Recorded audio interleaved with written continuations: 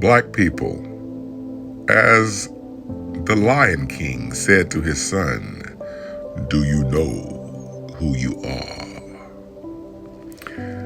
The majority of us in America are Hebrews. Some of us are Canaanites. The Canaanites have it easier than the Hebrews because the Hebrews have a curse in Scripture along with the Canaanites. But the Hebrews will be determined by how they measure up to the sign in the curse. Jeremiah 17:4, thus saith the Lord, you shall discontinue from your heritage that I gave you, and I will cause you to serve your enemies in a land which you know not. Unlike Ham's Canaanites, the Hebrews have curses outlined in Scripture that are going to be, what does it say? All these curses shall come upon thee and pursue thee. They shall be upon thee for, what is this? A sign and a wonder, and upon your seed or your children, what's that word? Forever. This is why you don't want to be under the curses of the law. And yet, we have a sect called Hebrew Israelites that after Christ the Messiah, Christ is the Greek word for Messiah. It's the European word for Messiah, has come to deliver us from these curses. What do they tell their people? You must obey the law of Moses. We're Hebrews. You stupid people. You stupid people. If you break one law of Moses, you're guilty of the whole law. The Messiah said, if you love me, you will keep my commandments. But that's for another time. What are his commandments? I want you to turn to 1 Corinthians chapter 14, verse 37 to find out where his commandments are. But nevertheless, this lesson is going to be about the sign and a wonder that God is going to put on Hebrews so that the world will know who they are. What does it say? These curses shall come upon thee and pursue thee and overtake thee till thou be destroyed, because you hearken not unto the voice of the Lord, in keeping his commandments, his statutes, which he commanded thee by the laws of Moses. Moses says God is going to raise up one among you, one among us, being Hebrews.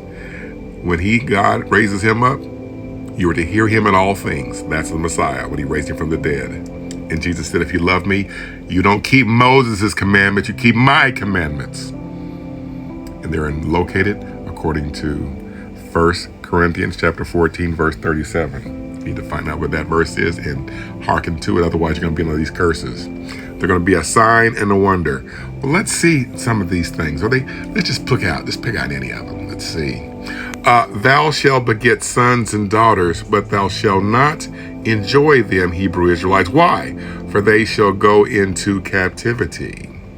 Now, when the Ashkenazi Jews who opted to convert to Judaism had this happen to them, what happened? The Holocaust. They begat sons and daughters, did not enjoy them, for they shall go into captivity. What did Hitler do? Put them in captivity. For the African Americans, so-called, thou shalt beget sons and daughters, thou shalt not enjoy them, for they shall go into captivity. Well, when did that happen to us? Slavery? Have you heard of slavery? This shall be a sign.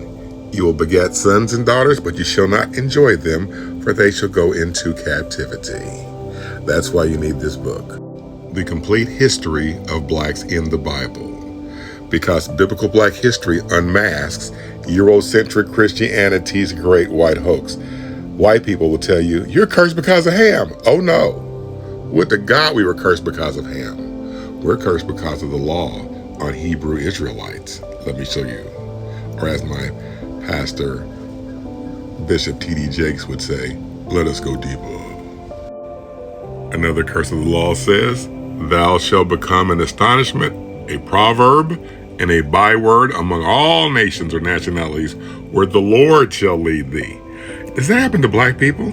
Well, under the African continent, we've become a proverb and a byword by being called a kafir. In America, a coon, a nigger, all these names, a byword among where? All nations, okay?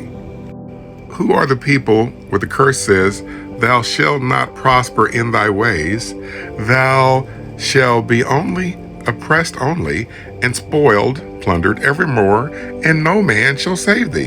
When we were sold from Africa, or taken from Africa, sold as Hebrews from among Africans, did anybody come and get us? No man shall save thee. Thy carcass shall be meat unto all fowls of the air, and unto the beast of the earth, and no man shall fray them away.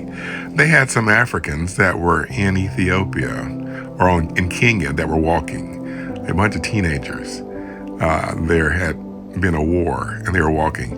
And beasts of the earth attacked them. Only several of them lived. But worse than that, this curse of the law says, thy carcass shall be meat unto all the fowls of the air, and no man shall fray or scare them away. There was a little girl in Africa who was trying to make it to a refugee camp. And she just got so tired. And when she got tired, this guy who won a Pulitzer Prize for this just took pictures. Did he fray the bird away? No. Did he fray the bird away? No. Why? Because it was one of the curses of the law. She's a Hebrew Israelite, and no man shall fray it away. What does the scripture say? Thy carcass shall be meat unto all the fowls of the air, and no man shall fray them away. That guy won a Pulitzer Prize for that piece of art, he called it, because when it comes to black suffering, whites are pretty well sociopaths, have no feeling at all. And they asked him, well, what'd you do with her? How is she today? What do you mean? He didn't do anything. And 3 weeks later, he killed himself. Okay? Now they're trying to make a new story of, no, she went over, and no. He killed himself. And that's why you need this book. What is the curse of the law? The curse of the law is racism. When you look at the Ashkenazi Jews or the white European Jews, why are they screaming and hollering? Because of racism. Wherever they go, they're called kikes, skull caps, all these wicked, debasing names. Why? Because of the curse of the law. Wherever they go, they're hated under the sun, under the nations. So are black Hebrew Israelites. That's why you need this book. Available on Amazon.com. Order it today. Great for Christmas presents. It's over 700 pages long, and it's full of pictures. When I was a kid, I loved Bibles with pictures, and it has the complete history. Your granddaddy would love these books of blacks in the Bible. The slave would have loved this book because they would explain his situation. How you say? As a sign, all these curses shall come upon thee and overtake thee. Cursed shalt thou be in the city. What cities were black people, African Americans, Hebrew Israelites cursed in? Jamestown, Savannah, Georgia, New Orleans, these slave port cities. And cursed shalt thou be in the field. Were whites cursed in the field? No. Were Orientals cursed in the field? No. What people were cursed in the field? I'll give you 3 guesses, and the first 2 don't count. Was he cursed in the field? Not with a shotgun. Who are these little babies cursed in the field? What field? What field? The cotton field. Cursed shall be thy basket. Wait a minute. Thy basket is cursed? Yeah, if you didn't make weight, you got beat. And that's why you need this book, The Complete History of Blacks in the Bible. Why? Because biblical black history unmasks Eurocentric Christianity's great white hoax that tells you you're under the curse of Ham. No, it's the curse of the law on Hebrew Israelites who will not obey Jesus' commandments. They want to obey Moses' commands. And if you broke one, you broke them all. Believe on Christ and be saved. Order this book on Amazon.com.